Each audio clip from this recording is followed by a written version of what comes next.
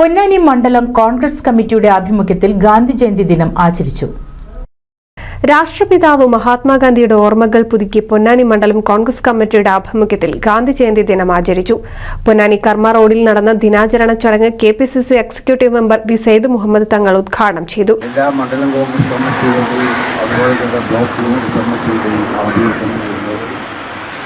ഗാന്ധി ജയന്തി ആഘോഷം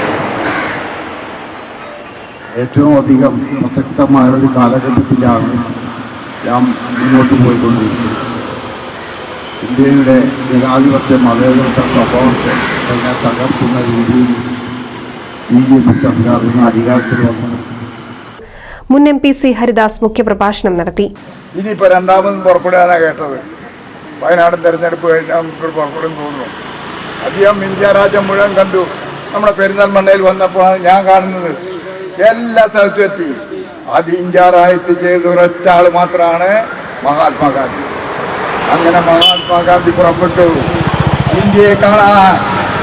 അന്ന് അദ്ദേഹത്തിന്റെ വേഷം എന്താണെന്ന് സംഭവം K ജയപ്രകാശ് അധ്യക്ഷത വഹിച്ചു. M Abdul Latheef, V Chandravalli, Vasundharan, Sreekalachandran, P Zakir, MK Rafeeq, Aravindan എന്നിവർ സംസാരിച്ചു. NCV news Ponnani.